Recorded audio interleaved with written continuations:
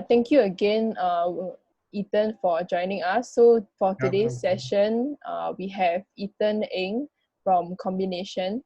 Kombynation is a micro-brewery startup. So I actually met them at a session during one of my modules last semester, and they're an interesting startup, and I indeed remember them. They combine ancient fermentation techniques with modern scientific analysis. So I'll get Ethan to introduce himself and his company a bit more. Okay, hi everyone. Yeah, thanks for tuning in. So yeah, my name is Ethan, and I started Kombynation Co.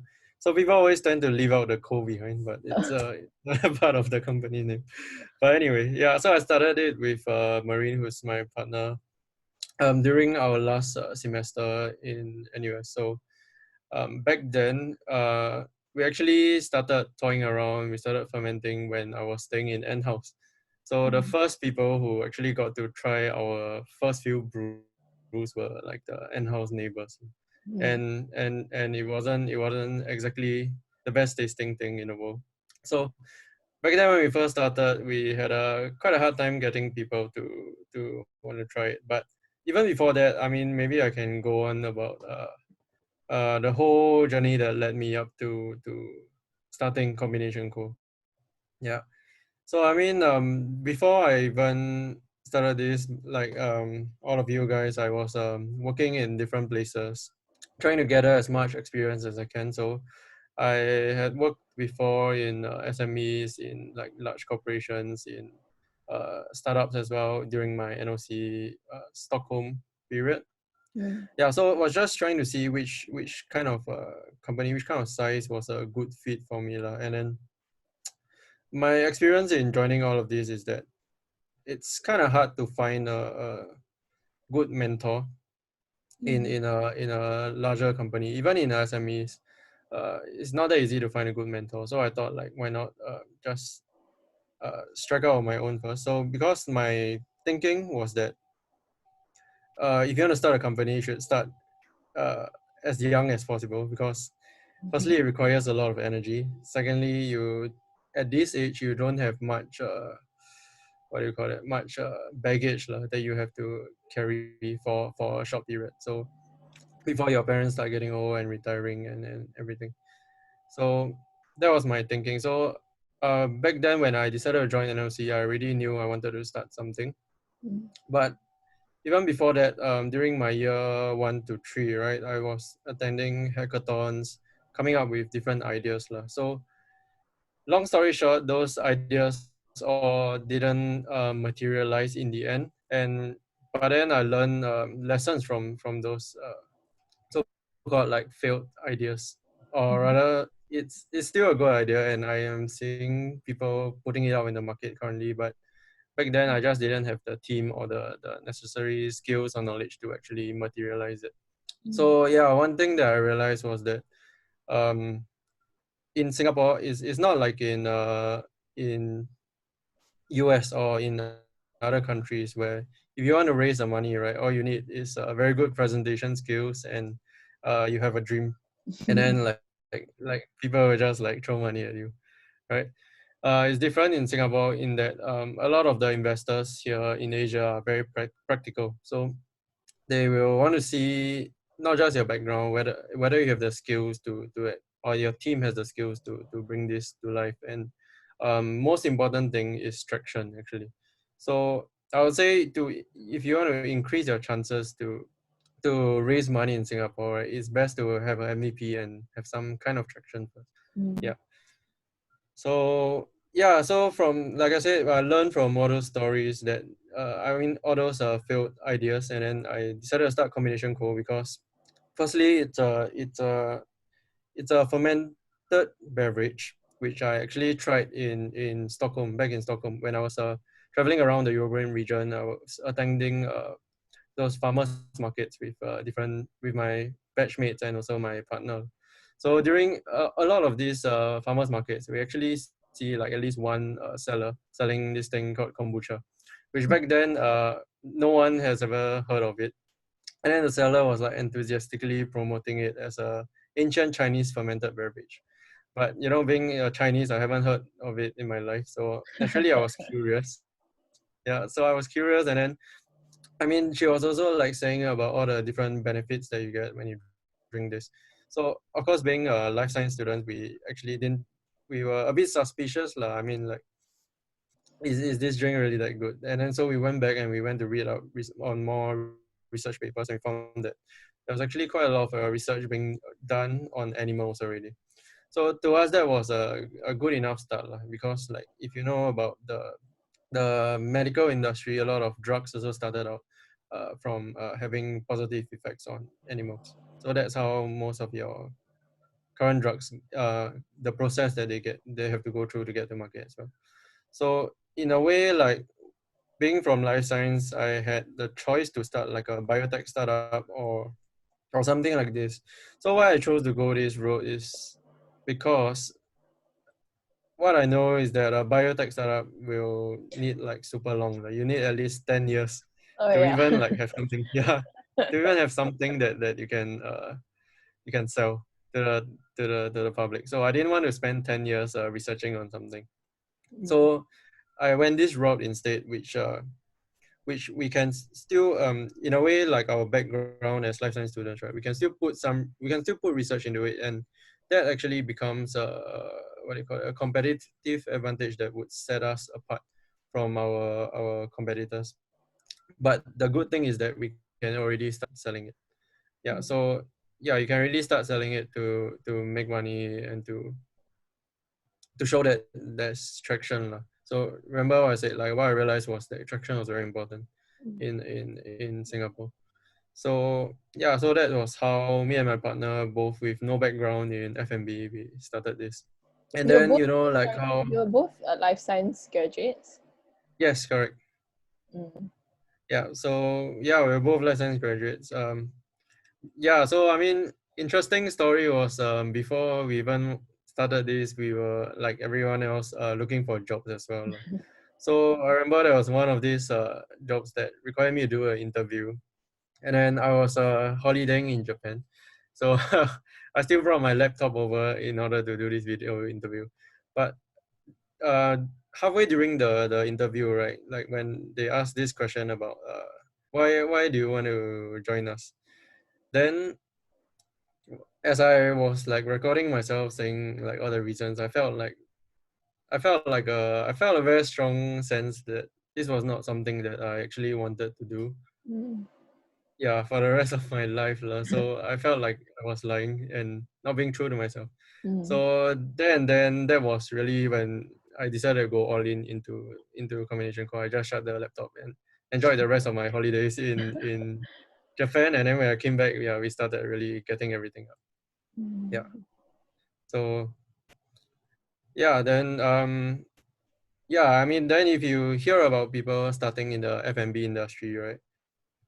Uh you don't usually hear about people wanting to set up factories, Mm. especially in Singapore because of the Yeah. prohibitively high cost, right?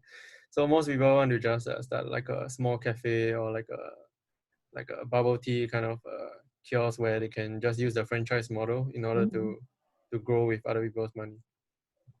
Yeah, but we wanted to go the factory road partly because we were kind of inspired by this company called Honesty. It's from America. They came out with a pretty good what do you call it, a comic book that detailed their journey, and it was quite inspiring to read it. If you guys have time during this stay home period, I recommend you to read that. Yeah, so in a way we were inspired by this, and like we felt that like if you want to do like a kombucha kind of business, we either go big or go home lah.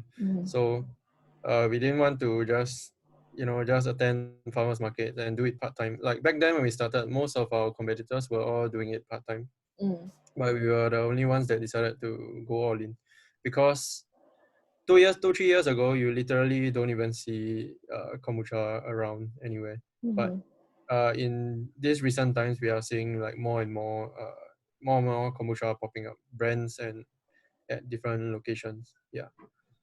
So yeah, I mean, in a way, we kind of spotted the trend back then, really, like, because if what we knew was that in terms of trend following, right? Singapore is always like a bit uh, after countries like America or the European region lah. So in a way, like if you were immersed in those environments, you would have kind of like seen a bit of future. It's like kind of what people who went to China will tell you as well. Like you see a bit of the future over there already. And the reason why Singapore always takes some time before assimilating all these different stuff like novel foods or novel technologies because our government likes to play it safe lah. Like only when it's what do you call it? They don't like to be they don't like to be the beta testers lah. Yeah. So could you, Because oh yeah, So okay. could Yeah, you so I tell think that's about it. Yeah. could you tell us more about the MVP process and actually how you got from your starting idea or your starting um, production of your kombucha to maybe something that looked more like a viable product that you're able to pitch?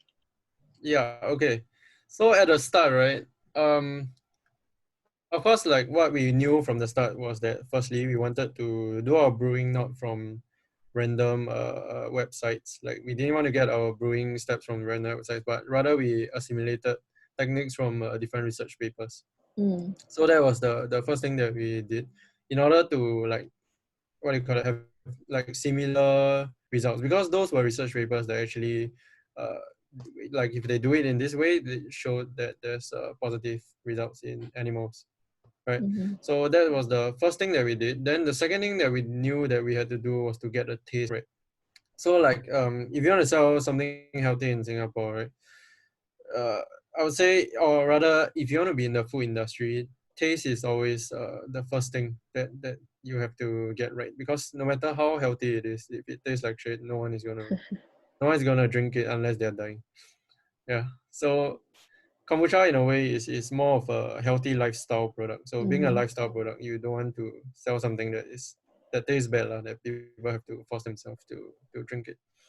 Yeah. So the reason why we wanted to start it was like we really liked the taste when we tried it overseas, and when we came back to Singapore, almost all the current available brands back then uh, tasted quite crappy lah. They were either too sour or like overly carbonated. So in a way, it's like not suited to the Asian taste buds. Like you know what I mean. Like some Yeah, like one of the founders was like Ang Mo who definitely didn't know what Asians wanted. And yeah, so that's why then we thought we had something that could be different lah. So yeah, that's what we started with. So I mean the initial process, of course, kombucha is like mainly you use three different ingredients: the tea, the sugar, and then your bacterial culture, symbiotic culture of bacteria in this. So um there's only three things that you can really play around with, which we like lah. So that it made the whole product development process a bit shorter in a way. So sugar, there's many different types that you can use, but we decided to stick with the normal white sugar first. Because our first MVP product, you don't want it to be like prohibitively expensive. Then then we can really only play around with the other two variables, which is the tea and the bacterial culture. So the tea, right? So the tea, there's many different types of tea. Before we started this, we didn't even know. So the first step was really to try all the different types of tea to understand what would go well together. Then comes the bacterial culture. So like when we first wanted to start, we didn't know where to get our initial batch of bacteria and yeast. So in a way, it's like brewing kombucha or any fermentation is like the beer brewing process where you basically need your culture, and your culture has to be good lah. So we thought like, okay, what better place to get the culture than from the country that it supposedly originated from, right? So we went to Taobao and we bought like a kombucha SCOBY and flew it all the way from China to Singapore.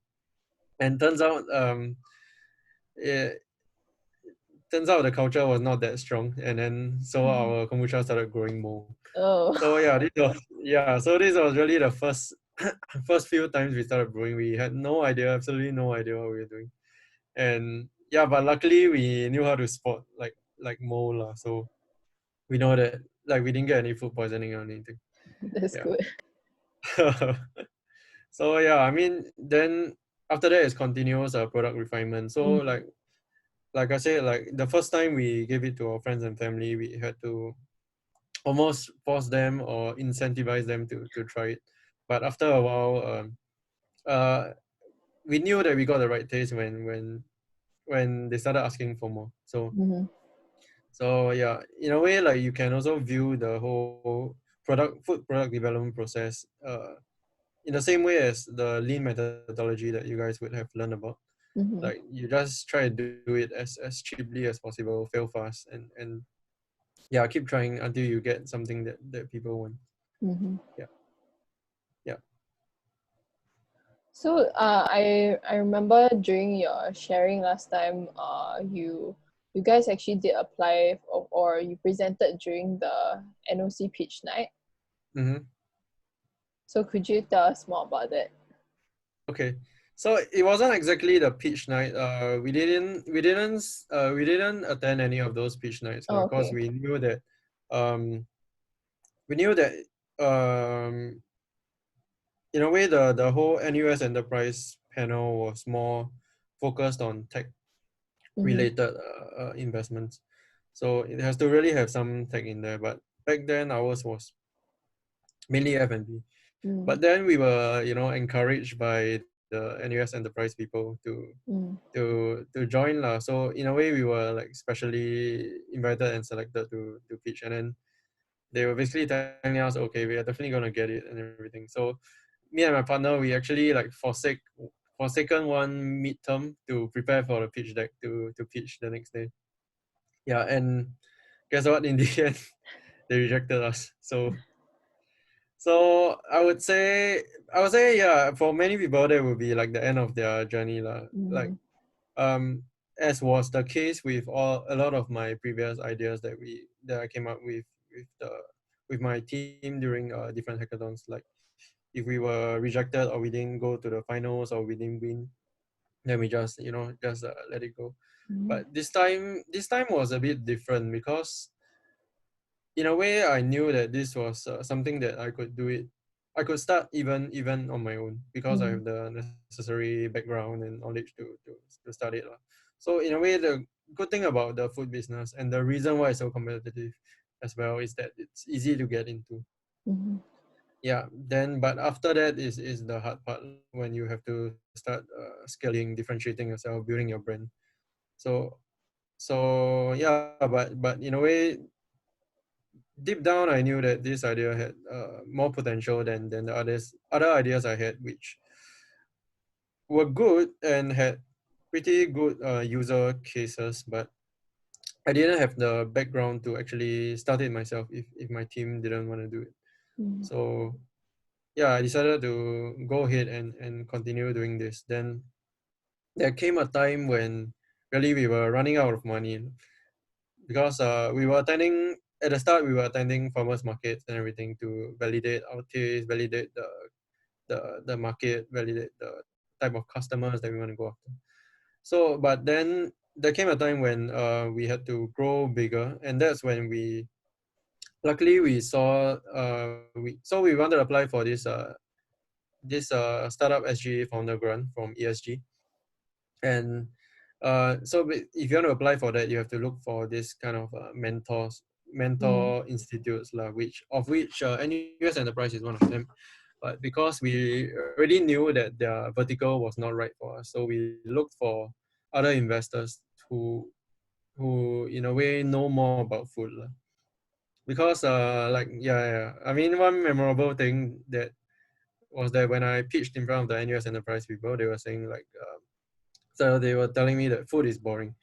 So I was confused. I was confused back then because I was like, everybody needs to eat. What do you mean it's boring? But what they meant was that the growth in terms of growth rate, like if you are in a tech startup you have the potential to become a unicorn which grows I don't know 10,000 times. But in the food industry, you don't have.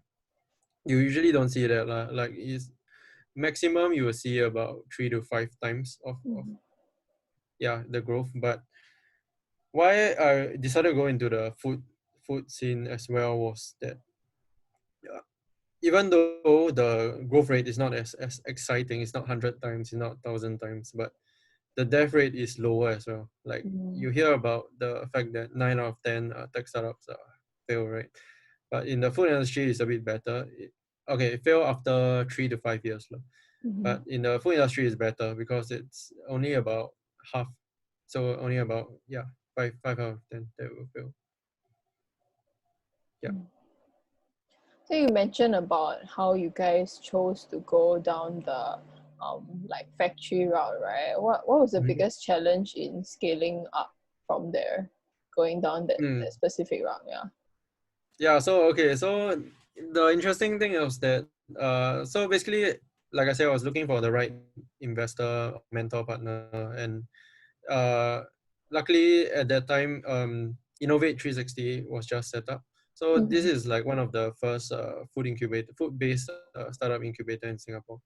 So they are veterans in the food industry. They have the connections. They understand how to build a brand. They understand how to grow it, how to distribute the products and everything. So they were really a perfect mentor partner for us back then. And the good thing was our kombucha was the first kombucha that they tried. So they didn't have any preconceived notion that kombucha tastes bad already.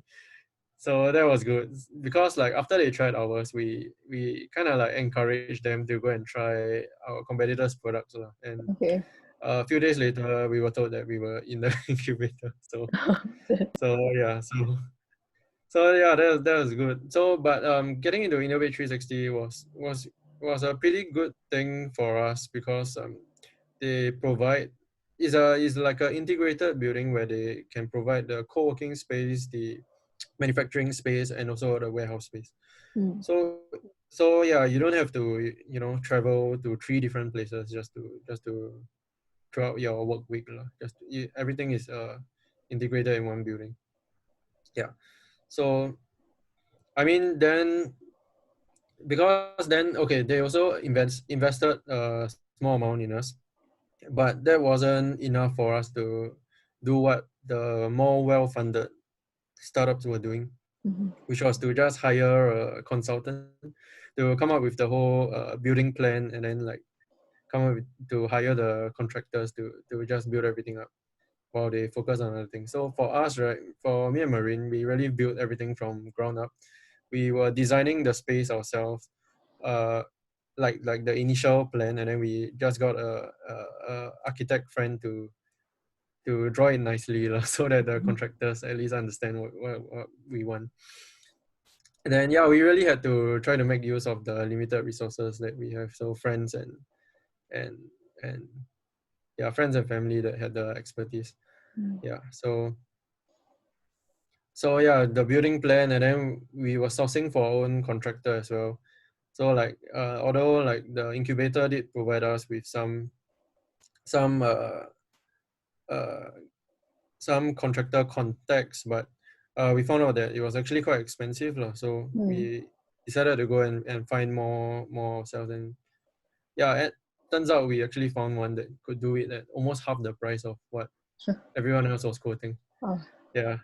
So, but the good thing was because we already asked around so much, we kind of like knew exactly what we wanted. When we talked to this last contractor, then I guess it seemed like we are more veterans in the industry, and he wouldn't like try to cheat us or anything. So that was good lah. So the basic infrastructure settled, everything was built.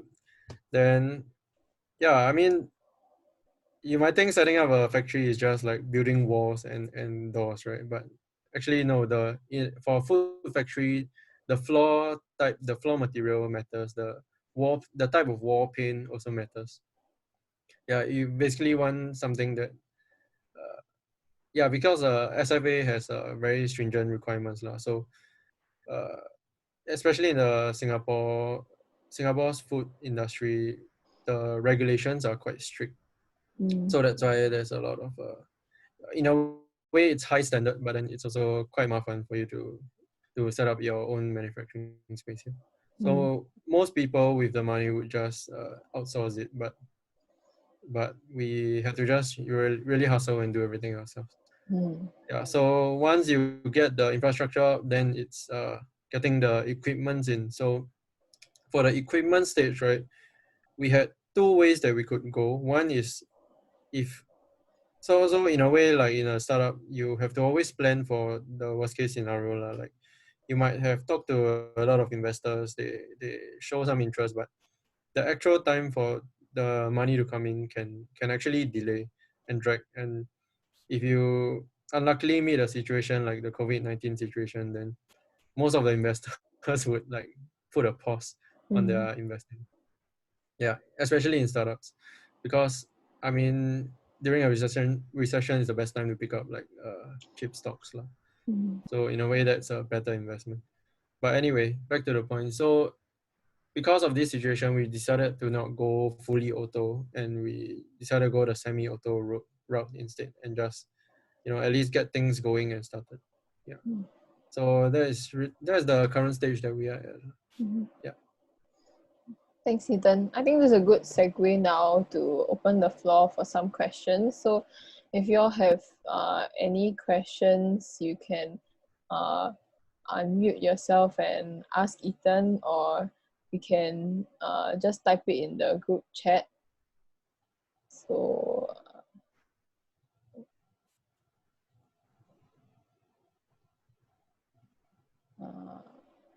maybe if anyone has no questions for now, I think then what do you think has been your greatest challenge so far with the business? I would say it's really scaling up because Mm-hmm. when you first start out, right, what we were using are like small little glass jars. But when you grow bigger, you might think it's not that hard, right? You just get a bigger container and that's it. But actually no, because you're dealing with like living things here. So the whole shape and size of the vessel actually matters to the health of the whole symbiotic colony Mm-hmm. in a way. So like what we realized was that if you just get a bigger container without and just like brew it the same way that you would do it in a smaller vessel, what happens is your product gets very alcoholic. Then Mm-hmm. then then that kind of fails the in the regulation part lah. Mm-hmm. So because you don't want to start paying taxes for you don't have to start paying taxes for selling alcoholic product. Alcoholic beverage. Yeah, because yeah, because we know one other startup that went down the alcoholic route, and then they took like almost 2 years to get to get the regulatory authorities to even allow them to produce products for like testing. Yeah, so we wanted to steer clear of that road for the time being. So Mm. we had to test other brewing methods like using different types of different shape of vessels, different types of different brewing methods. Basically, it's not just using. Okay, we could actually use more of the same small sized glass jars, but then we space was a limitation, so Mhm. we couldn't go that route as well. Yeah, so that was really the biggest challenge that we finally solved. So when we finally solved that, we thought, okay, we're ready to start selling everywhere. But then this COVID-19 situation happened. Yeah. So yeah, I guess just got to deal with it. Mm. Yeah. Yeah, I think the situation really came at a bad timing for a lot of people. Mm-hmm. Yeah. Yeah, especially in the F&B industry, if everyone's staying home, then But I was thinking like it's not gonna be as bad as what most people are saying, because people who have never cooked their whole life or are not used to cooking their whole life they're not gonna suddenly not eat out lah, in a way. Mm. So they're still gonna have to take away. I mean, you can only eat Maggie noodles for so long. Yeah. That's true. That's true. Yeah. Yeah. So have you guys thought about, like, going into the delivery aspect, or how have you been transiting into it? Mm-hmm.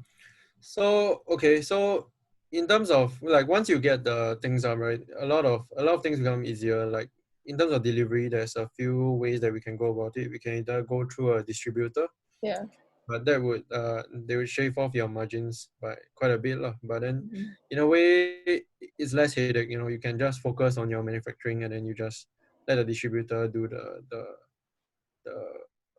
physical delivery Mhm. and everything because they already got all the cold chain logistics built up. Mm. But another way is you can sell directly to your customers. Then that would give you a higher margin, but then you have to spend your own time, which grows more precious as the startup grows bigger lah. So that is something that you have to watch out for. So a lot of people don't tend to in a way lah, in a startup, a lot of people don't tend to value their own time at the right price.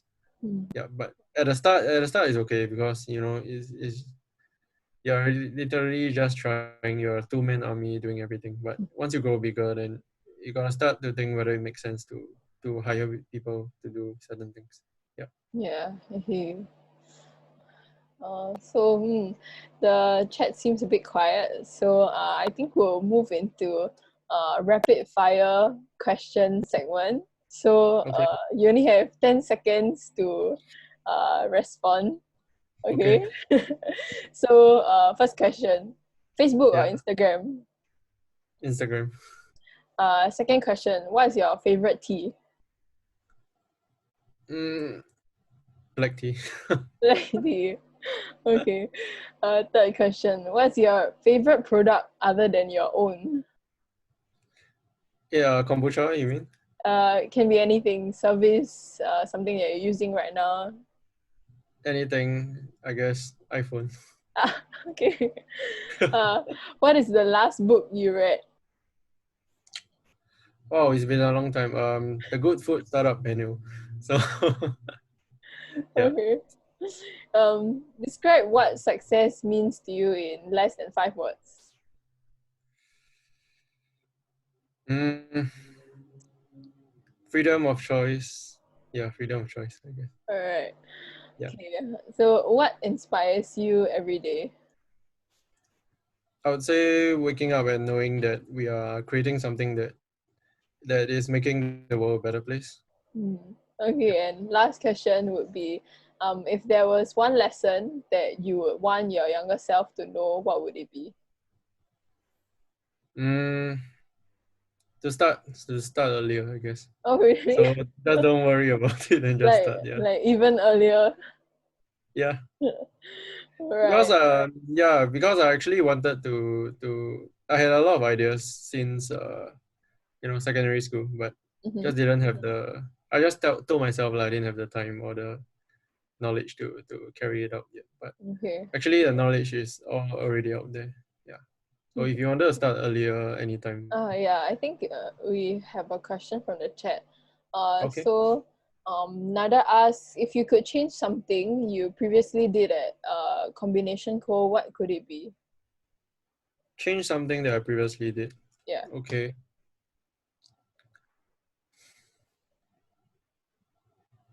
I don't think there's anything that I would change Okay.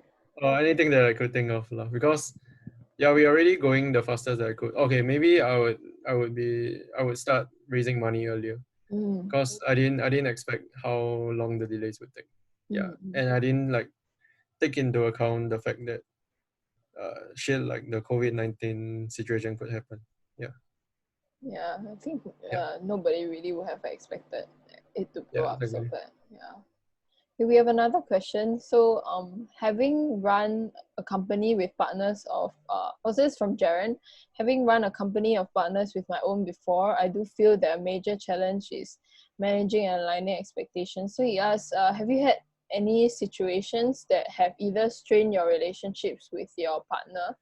So Mm-hmm. Marine in your case, and how did you Mm-hmm. manage it? Okay, so I'm assuming your partners are not your life partners as well, because that's the case with me in Marine. So yeah, we are together. Yeah, we're together not just as business partners, but also life partners. So in a way, the most challenging part about that is that we're literally talking about work almost all the time. So it's kind of hard to separate lah. Even if we consciously want to separate, right? Somehow the topic will just drift back into talking about things about the company, because I mean, I guess it's true when they say like building your business is like taking care of a baby, Uh-huh. because you're literally spending every minute of your life trying to keep it alive, yeah, and happy. So, but in terms of aligning expectations, right? I think having a good communication base right from the start is very important. Mm-hmm. So, like in a way, it's like the kind of company culture lah that you want to set, where you say from the start, like, okay, if anybody is unhappy or anything, just speak out, or you set aside a time every week to really just have like this kind of real talks, where Mm-hmm. if anyone has anything to say, then just say it out. And then the person who is being like so-called targeted should not be taking it personally as well. Mm-hmm. So yeah, a lot of times conflicts happen because people take things that they are being accused of doing personally lah. But Mm-hmm. you what I found out was that you shouldn't let your emotions be the first thing. You shouldn't react emotionally first. So Mm-hmm. always like think it over, and then just analyze whether it's really something that you could have changed before you reply. Yeah, Mm-hmm. yeah, Thanks, Ethan. Yeah, yeah. must be hard, but you've definitely probably gone into situations where you're rubbing tensions, right? Yeah, definitely. Yeah. I mean, back when it's just the two of us, it's a bit lesser. But when you Mm-hmm. have more people coming in, that's when you have more tensions coming in. So that's why what I say, the basic infrastructure has to be there, where Mm-hmm. you have a space, a time and space that you set aside to address all Mm-hmm. these issues. Yeah. Okay. Well, thank you, Ethan. Again, I think that's the end of our questions, and Okay. No that's the worries. end of our session for today. So to wrap up, Ethan has shared with us the challenges he's faced in really starting up, creating his MVP, and it was really interesting to hear about how you talked about scaling, especially in terms of the manufacturing space. Because I think that's an area that not a lot of us get to hear about in especially for F&B. So that was a really interesting thing point, and especially for me, learning about a lot of the regulatory side right now is I think really important for companies, particularly in Singapore's scene. Yeah. Mm-hmm. Yeah. So right, I just want to thank everyone again for joining today, and thank you again, Ethan. Yeah. Thanks. Thank Thanks you for so much. joining us. Yeah. Thanks. Thanks, guys. So that's the end of our session. Hopefully we'll have more on this. Yeah. So I think right now I just sent out a poll. So for the people who just are participating, you can come and rate our session. So I'll end the meeting now. Thank you again, Ethan. Oh yeah. If you guys have any more Oh questions you want yeah, to ping me personally, yeah, just email me at ethan@combinationco.com. Yeah. sure. I'll Okay. send them that post, and all the best for you. Yeah, especially Yeah. right now. Same all of you guys. Yeah. Stay safe. Stay safe. Thanks, Ethan. Okay. Yeah. Bye, Bye. guys. Bye, guys.